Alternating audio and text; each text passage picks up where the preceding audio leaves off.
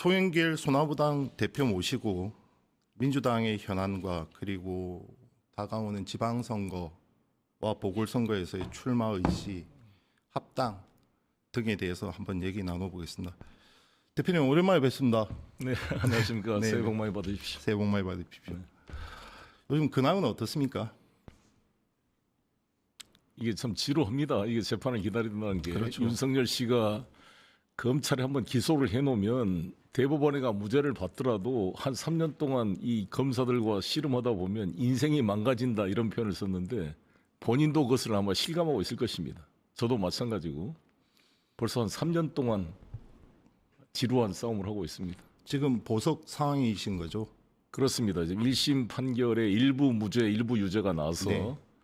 법정 구속이 되었다가 보석 상태로 나와서 지금 항소심을 하고 있습니다.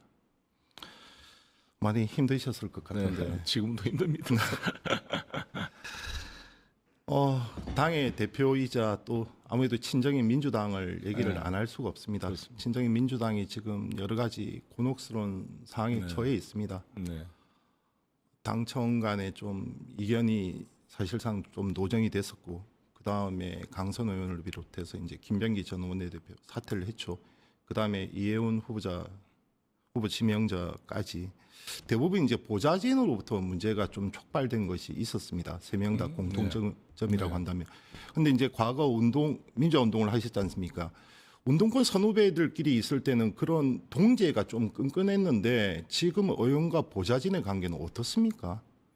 뭐 의원실마다 다를 겁니다. 근데 저는 아마 저와 같이 일했던 보좌관, 비서관들, 인턴들 다 이야기 들어보면 좀 다른 의원실하고 차이가 난 것도 많은 것 같아요. 근데 저는 사실 비서관, 보좌관하고 같은 동지적 관점에서 같이 식사하고 네네. 허심탄회 같이 소통하고 존중하는 그렇게 해와서 나는 저렇게 직원들에 대해서 저렇게 일방적 갑질을 한 거를 잘 이해가 안 됩니다. 그런데 의원들 같은 경우 지금 이렇게 보좌진들이 녹음을 하고 그리고 뭐 물론 네. 잘못한 것도 있죠. 일종의 갑질 이런 것들도 잘못을 했지만 녹음을 하고 그 응어리진 미움과 원망이 나중에 폭로로서 나오고 네.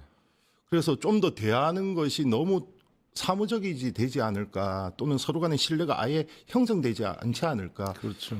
이런 우려도 있습니다. 저도 그렇잖아요. 저도 제가 임명했던 사무부총장 이정기 씨의 녹음 파일로 이 고생을 하고 있는데 우리 사회가 다 이제 모든 뭐 여야를 불문하고 모든 게 녹취되고 녹음돼서 온라인 되고 있습니다만 특히 저는 이번에 충격을 받은 게 같은 동료 의원들끼리 녹음을 하고 또 이수진 의원이 또 녹음 파일이 있다고 또 그러니 이 앞으로 민주당 의원들 상호간의 그런 동지적 신뢰나 이런 게 상당히 문제가 될 것 같고 이 앞으로 소통하는데 여러 가지 한계가 있으면서 소위 신뢰가 깨지면 사회적 비용이 높아지잖아요. 네네. 국가도 사회도 당도 어떤 조직이든 마찬가지죠. 가정도 마찬가지고 그런 문제가 걱정이 됩니다. 의원들 간의 전화 통화가 아닌 전화 통화 같은 경우 요즘 뭐 자동 녹음 기능이 있어서 그렇다 치지만 이렇게 사적인 대화가 녹음되는 경우는 거의 없죠. 그렇죠. 의원들끼리 상호 이야기가 녹음된 건 이번이 처음 아닌가요? 여야를 불문하고 그런 것 같은데. 모르죠. 더 있을 수도. 아니 그러니까 이게 네. 폭로된 게 네네. 사실 그래도 녹음 또 일부러 의도적으로 녹음했다는 것도 좀 걱정이 되고 그렇습니다. 지난 7개월 이재명 정부 좀 달려왔습니다. 네. 여러 험난한 과제들 국내외로 특히 무너진 민주주의를 다시 복원을 해야 됐고 내란 청산 있었고 그리고 국외적으로는 또 한미 관세 협정부터 국격의 정상화, 외교의 정상화 이런 과정들이 있었습니다. 지난 7개월 어떻게 평가하십니까? 너무나 다행이다. 사실상 윤석열 정권이 지금까지 있었다면 대한민국이 어떻게 됐을까에 대한 그런 소름 끼치는 상상, 네. 그에 대한 또 다행스러움 이런 것에 대해서 이 정부가 너무 소중한 존재다. 이게 어떤 이재명 대통령 개인의 문제가 아니라 우리 대한민국이 지금 이 엄청난 국제적인 그런 그 경랑 속에 우리 국익을 지키고 우리 국민들의 삶을 지켜내야 되는데 그래도 이재명 정권이 소중한 기회를 헛되이 보내서는 안 되겠다라는 생각이 강합니다. 네네. 지금도 사실 대통령께서 중국에 가 계신데 한중 정상회담이 네네네. 잘 성과 있게 되기를 바라는 마음 간절합니다. 아쉬운 점이 있다면 아쉬운 점이 있다면 대통령 혼자 너무 뛰어다니고 우리 민주당이 제대로 뒷받침을 못하고 있는 게 아닌가. 네네. 각 의원들이 대통령의 그런 활동을 좀 백업해서 좀 이게 시너지 효과가 나와야 되는데 오히려 까먹는 게 아닌가 이런 답답함이 있죠. 국정 운영을 함께 나눌 다음으로 한번 얘기 나눠보겠습니다. 정청래 대표의 취임 이후 지금까지는 어떻게 평가하십니까? 제가 어떻게 평가를 하겠어요? 제가 앞으로 복당을 또 해야 되고 해야 되는데 제가 아직은 제가 원래 뿌리는 민주당이고 사실 민주당 대표를 한 사람으로서 그렇죠. 소나무당을 왜 창당했느냐 이렇게 하신 분도 있지만 아니 민주당이 나를 받아주지 않고 실제로는 또 민주당이 정치적 부담으로 내가 완전히 무죄가 되기 전에 또 민주당이 공천을 바랄 수도 없었고 그렇기 때문에 제가 소나무당을 만들어서 지난 총선에 출마했던 것이고 그 출마는 단순한 국회의원 당선 여부를 떠나서 이 윤석열과 싸우는 데 있어 중요한 계기니까 총선이 그리고 제가 민주당 후보랑 경선할 수가 없었기 때문에 네네. 또 어부지리를 주면 안 되니까 제가 광주에 출마하게 된 거죠. 네네. 광주에서 이제 광주의 에너지를 모아 그 윤석열 탄핵 추진에 좀 동력을 만들어 보려고 뛰었다고 생각합니다. 그간 민주당에 대한 소남은 좀 없으셨습니까? 왜 없겠어요? 있지만 뭐 다 그러려니 하고 반면 교사로 생각하고 제가 이겨내야죠.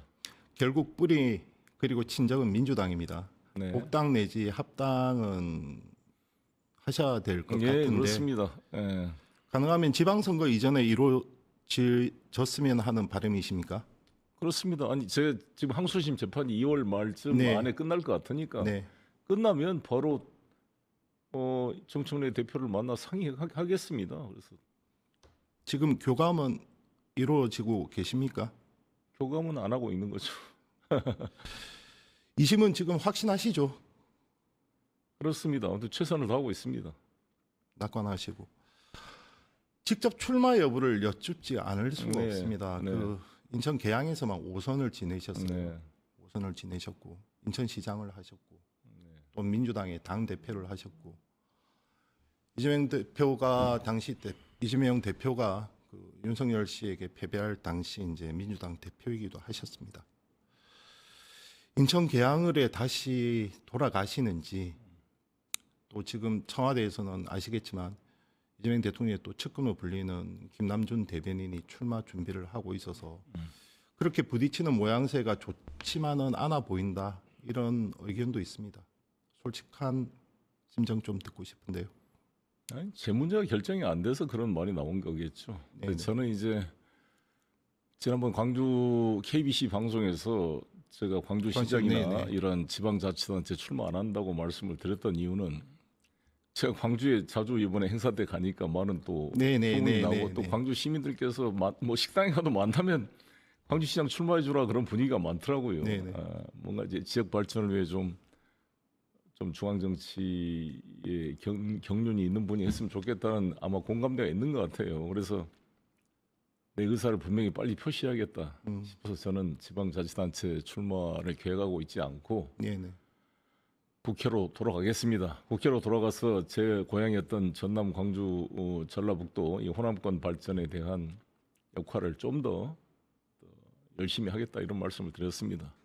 제가 또 이번에 광주 서구갑 보궐선거 출마를 해보니까 네네. 확실히 더 애정이 생기더라고요. 네네. 한번 출마를 해본다는 게 그래서 더 챙기겠다 이런 말씀을 했습니다.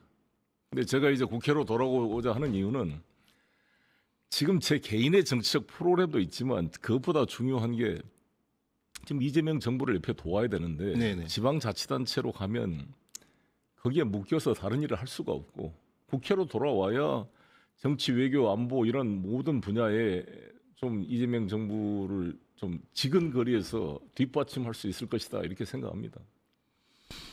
이재명 정부를 돕는다 또 도와야 된다 이렇게 말씀을 하시는데 당이 뒷받침이 약간 좀 미흡했다고 보시는 거 그렇습니다. 그래서 제가 당에 복귀하고 그러면 조금이라도 도움이 되지 않을까 싶습니다.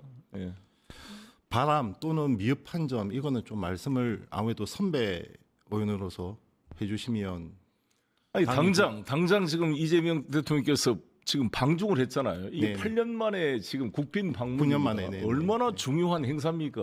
우리나라의 제1 무역 파트너인 중국, 미국 못지않게 중요하다고요. 그럼요. 물론 미중 중에 어디를 선택하라 그러면 미국을 선택할 수밖에 없겠지만 못지않는 우리나라 제1 무역 파트너이고 안미 경중 이런 말도 합니다만 둘 다 같아요. 안보도 중국이 협력해야 우리 안보가 보장되는 겁니다. 네네. 그렇지 않습니까? 네네. 만약에 6.25 때도 중국이 동의 안 했으면 어떻게 김일성이 남침을 할 수가 있었겠습니까? 네.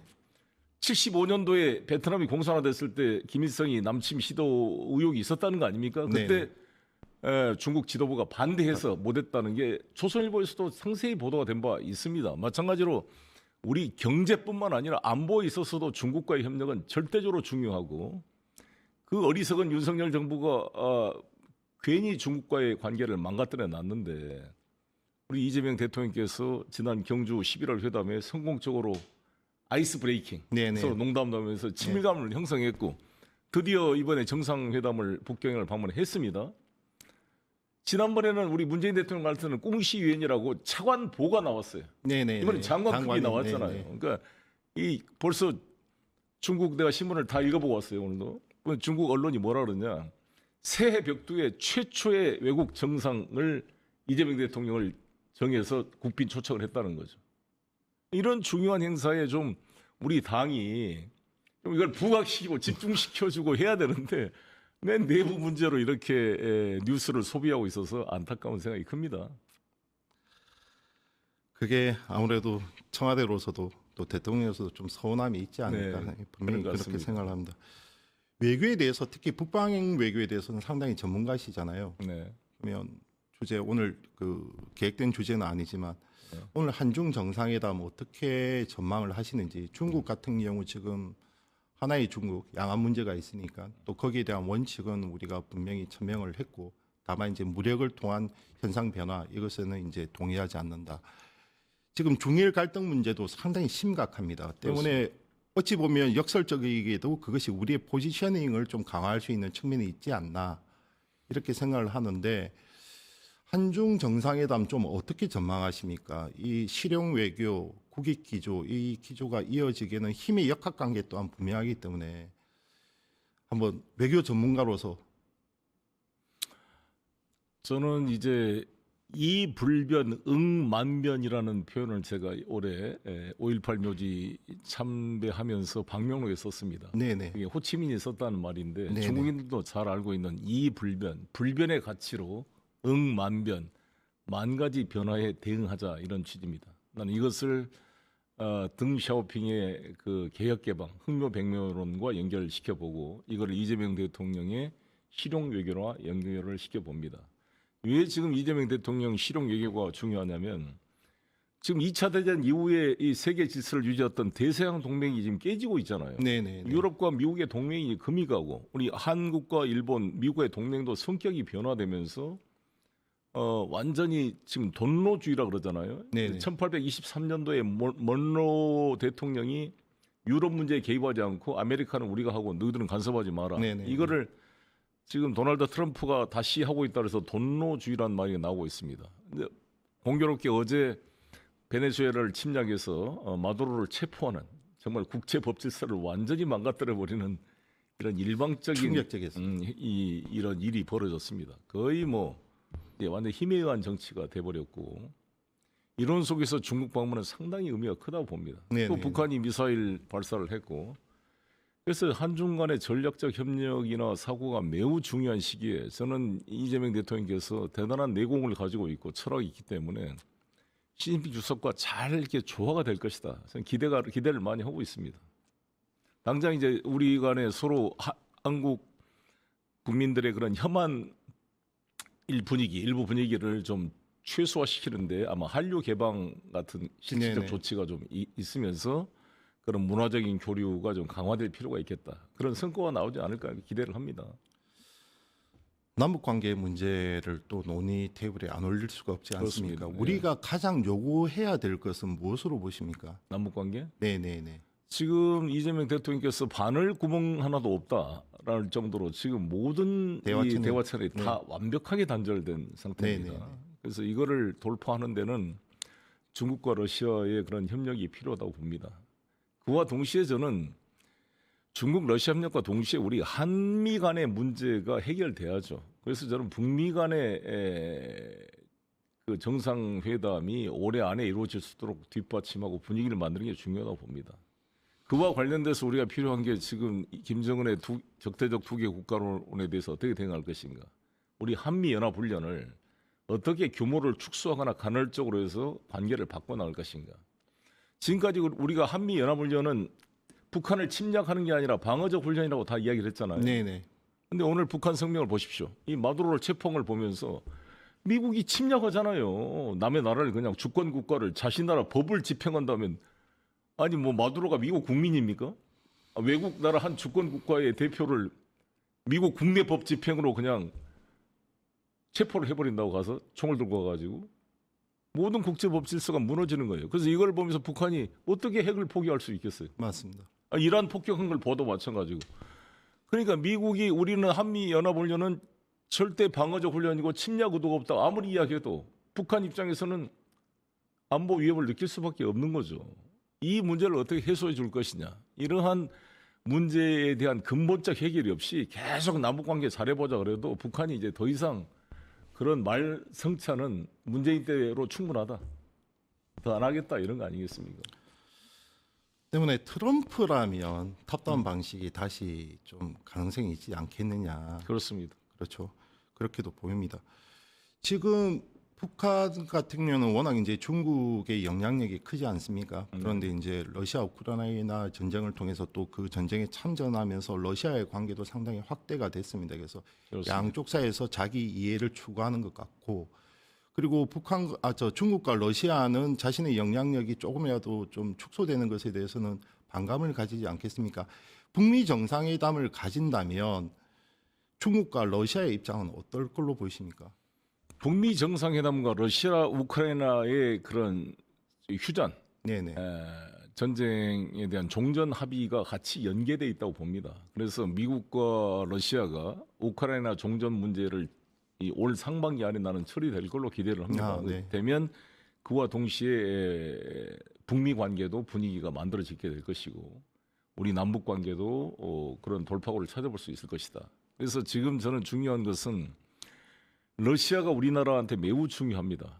네네. 일단 남북 관계의 매개 역할을 할 수 있는 것도 지금 시진핑보다 어떻게 보면 푸틴의 역할이 더 중요한 네네. 그런 상황이 될 정도로 지금 북한과 러시아의 관계가 밀착돼 있습니다. 그리고 대통령께서 강조하신 북극 항로의 문제라든지 네네. 앞으로 우리 영남권의 경제 개발의 문제는 이 러시아와의 협력에 달려 있다고 해도 과언이 아닙니다. 그래서 제가 왜 국회로 돌아오고 싶어 하는가가 바로 이 부분에 있습니다. 네네. 이러한 막힌 부분을 제가 뚫어서 부족하지만 힘을 보태서 이재명 정부를 뒷받침하고자 하는 게 저의 소명이 아닌가 생각합니다. 국회로 돌아오시겠다 이어지는 분명하시고, 그리고 민주당의 합당이든 복당이든 다시 친정 뿌리를 네. 되찾겠다. 이것 네. 또한 이제 확실한 의지십니다. 근데 개항을지 이제 그것은 이제 추후에 특히 2심 이후에 본격적으로 이제 네. 논의를 해보겠다 아니면 결정을 하겠다 이런 네. 말씀을 들립니다. 이재명 대통령하고 당 대표이실 때 호흡이 좋았습니까? 네, 정말 손발이 잘 맞았죠. 좀 편파적이라는 다른 후보들 당시 비판도 있지 않았습니까? 경선 과정에서 그런 논란이 있었죠. 특히 네네. 이낙연 후보께서 많이 불만을 제기했는데 제가 그런 말씀을 드렸습니다. 아니, 우리 당의 지금 지지율 1인 후보를 대장동 문제로 공격한 걸 내가 방어를 해줘야지. 내가 같이 그들과 같이 북치고 장구치고 우리 당 후보를 공격하는 것은 말이 안 되고, 저도 인천시장을 해봤기 때문에 대장동 사건을 딱 분석해 보니까 이것은 마녀 사냥이다. 네네. 아니 5천억이 넘는 개발 이익을 환수했는데 왜 더 받아올 거를 덜 받아왔냐고 배임죄로 기소하는 이런 말도 안 되는 기소가 어디가 있습니까? 그렇게 말하면 부산 LCT 같은 경우는 돈 10원도 제대로 못 받아 몇억 그렇죠. 정도 받았다 그러지만 비교가 안 되는데 아니 그때 이렇게 부동산 경기가 폭등할지 어떻게 알았어요? 제가 2014년까지 인천 시장을 했는데 그때 부동산 경기가 폭락해서 그때 제가 성남시장이었다도 이재명 시장 같은 결정을 할 수밖에 없었을 거예요. 불확실하니까 확정 이익으로 받겠다. 네네. 그런 정책적 판단을 어떻게 배임죄로 기소할 수 있습니까? 제가 계속 강조하지만 강경식 재무부 장관을 비롯해서 당시에 김인호 차관이었나요? IMF를 일으켰을 때 주책임자인 경제부총리, 경제수석인 YS의 그 참모들이 기소가 됐지만 다 무죄를 받았습니다. 네. 무죄 이유가 뭐냐? 정책적 판단이었다. 외환 보유고가 39억 달러 될 때까지 니 뭐 했냐? 경제부총리 김인호 수석한테 추궁을 했지만 법원은 그때 경제 정책적 판단을 어떻게 유죄로 형사법적으로 다룰 수 있느냐?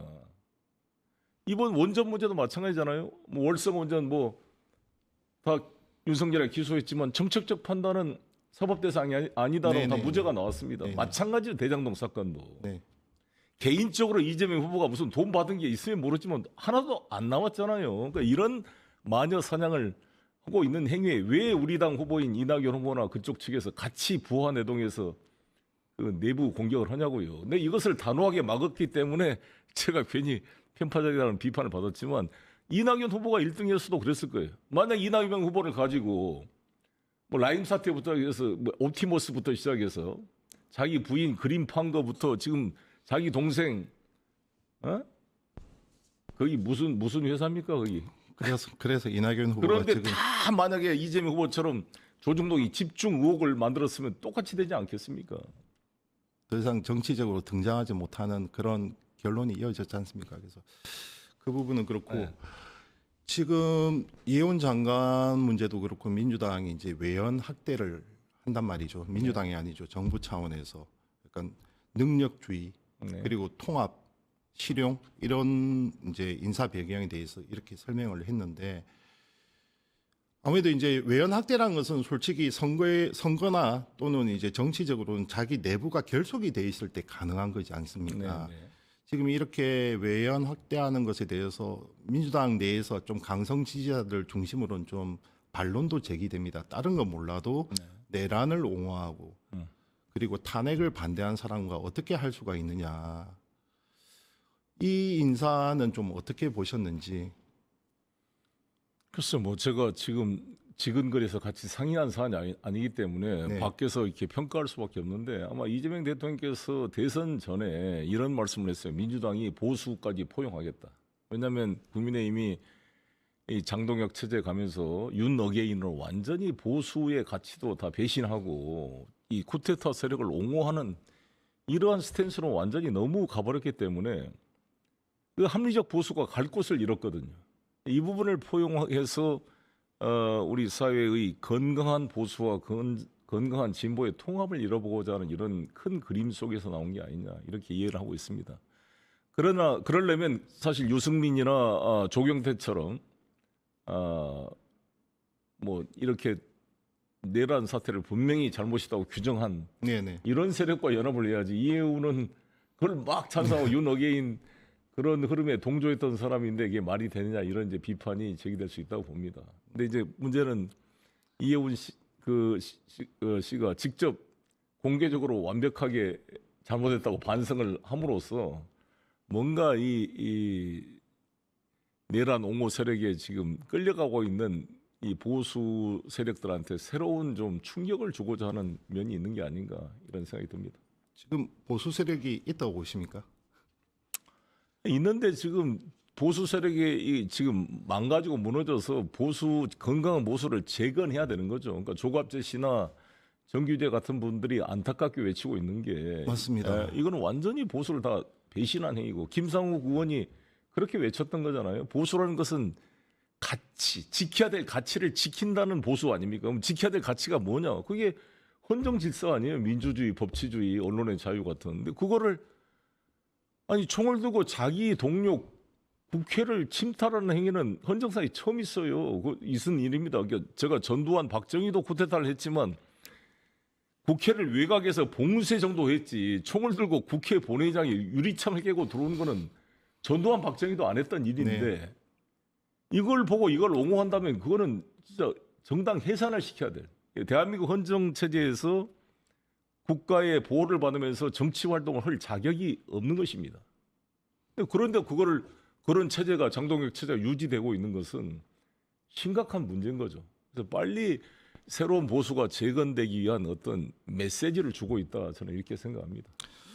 민주당을 위해서도 또 그리고 국가를 위해서도 나라를 위해서도 올바른 우리가 알고 있는 그 상식적 의미의 보수가 섰으면 하는 바람도 있습니다. 그렇습니다. 예. 당 대표 시절로 잠시만 돌아가 보겠습니다. 지금 이번 혹시 그 김명기 의원과 강선 의원과 녹음 파일은 들어보셨습니까? 그렇습니다. 공천 장사로까지 얘기가 됩니다. 그렇습니다. 그것이 그런 구태가 다른 정당도 아닌 민주당에서 나왔다. 그것도 육성으로 정확하게 확인이 됐다. 이 부분 솔직히 너무 충격적인데요. 충격입니다. 당 대표인 시절에도 이런 일이 있었습니까?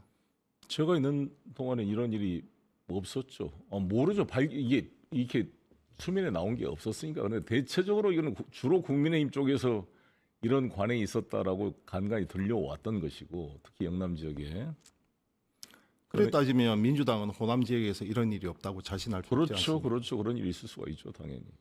여야를 떠나서 오히려 이런 문제를 제대로 처방하기 위해서는 그 구조가 무엇인지, 가령 지금 당협위원장 현역 국회의원이 갖고 있던 이 지방선거에 대한 공천권, 네. 그리고 그것이 이제 돈으로 매수가 거의 거래가 될 수 있는 그런 현실들. 그 다음에 이 구조적 문제를 진단하고 난 뒤에 올바른 처방이 나와야 될 것 같다. 이렇게 보이는데 대표를 역임하셨으니까 오히려 이런 현상에 대한 고민이 더 클 것 같습니다. 그렇죠. 이게 어떻게 저는 이제 충격이 그 돈 1억을 공천 헌금으로 주고 받았다, 뭐 돌려줬다 말이 있으면 그것도 충격을 금할 수 없는데 그 사실이 밝혀졌는데 어떻게 공천이 됐냐고요. 김경이라는 자가. 김경인가요? 김경입니다. 외자입니다. 예. 당연히 배제됐어야 되고 이것이 아니라도 9채, 7채 뭐 집을 가지고 네, 있다는 다주택 사람을 문제. 애초에 비례대표로 임명한 것도 잘못이고 그 사람이 어떻게 강서구에 공천을 받아서 재선이 된 것도 문제고 또 왜 영등포 구청장이 되겠다고 뛰어다닌 것도 문제고 그러니까 이런 자가 3선까지 아니 구청장까지 하려고 민주당의 간판으로 했다는 것은 민주당의 치욕스러운 일이다 이렇게 생각합니다. 뭐 이것이 왜 중간에 이미 그러한 조짐이 보이고 돈까지 뭐 돌려받았는지 안 받았는지 모르겠지만 1억을 주고받았던 사실 자체까지 나왔는데도 걸러지지 않았는가. 이 시스템이 뭔가를 철저히 외부 진단 분석을 하고 이거를 이번에 개혁을 해야 되는데 제가 제안하고 싶은 것은 민주당 공심위 자체를 훨씬 객관적으로 만들어야 된다. 진짜 외부 인사에 정말 중립적인 그런 사람들을 모셔야 되고 재심위원회 하자가 있을 때 재심 절차는 철저히 뭐 대법관 출신이나 뭐 이런 분들로 정당에 관계 없는 분들로 거의 재판부 수준으로 만들어 줘야 이 신청 절차를 만들어서 거의 판결하듯이 이 엄격한 증거를 조사해서 해줘야 된다 봅니다. 그래야 이 신뢰를 할 수 있지 않겠는가 이런 생각이 듭니다. 완전 경선제는 어떻게 생각하십니까? 단수 공천 그러니까 전략 공천을 배제하고 부적격자는 탈락을 시키되 당이 정한 엄격한 기준에서 탈락을 시키되 저는 불가피한 상황이다 이렇게 봅니다. 정청래 대표가 그렇게 말씀하신 것은 불가피하다. 왜냐하면 하도 불신이 심해서 왜 내가 전략으로 경선 기회도 박탈되고 배제돼야 되는가. 예를 들어서 제가 한 특별한 예를 들겠습니다만 네네네. 임세은이라고 아주 뛰어난 분이 있었어요. 관악구에. 네, 알고 여성분입니다. 네네네. 인기도 좋았어요. 근데 무슨 이유인지 아무튼 그냥 탈락돼 버렸어요. 얼마 전에 만났는데 너무 네네. 억울해합니다. 그러니까 아니 나 우리 당에 여성 의원 숫자를 늘리자고 그러는데 네. 여성 의원이 외부도 아니고 그 자리에서 큰 사람들 왜 배격시키냐. 광진구에서도 오현정이라는 서울시의원이 열심히 활동을 해서 거기서 거의 제가 알기로는 인기도가 높았어요. 네네. 임세은도 마찬가지고. 네. 아니 없는 여성 후보라도 데려다 키워야 될 판에 이렇게 스스로 성장해서 큰 사람을 경선 기회도 안 주고 나는 커트한 게 우리 민주당이라는 게 그래놓고 뭐 여성 친화적이다 말하는 것 자체가 나는 어불성설이다. 자기 모순이다. 이렇게 생각합니다. 친정이기 때문에 또 주어진 이 지금 고난에 대해서 좀 더 분개를 하신 것 같습니다. 마지막으로 2026년 새해가 밝았습니다. 보고 계시는 시청자 여러분께 인사 말씀 또는 각오 이렇게 한마디 전해주시죠. 우리 대한민국은 정말 위대한 나라입니다. 제가 생각할 때 이 조그만 나라가 세계 최고의 조선과 반도체와 바이오와 모든 그런 제조업 기반을 가지고 그 중국에 맞먹는 이런 제조업 역량을 가지고 지금 미국을 도울 위치에 섰다는 것은 정말 어마어마한 일이고 정말 이 위대한 대한민국을 어리석은 리더십에 의해서 이 국민의 에너지를 제대로 발현을 못 시켰는데 이제 이재명 시대에 와서 이게 발현이 될 수 있도록 저도 정치권에서 최선을 다하겠습니다. 그동안의 과오를 잘 이겨내고 다시 정치에 복귀할 수 있도록 많은 국민 여러분 성원해 주시고요. 새해 복 많이 받으시길 바라겠습니다. 지금까지 소나무당 송영길을 대표 모시고 여러 현안에 대해서 얘기를 나눠봤습니다.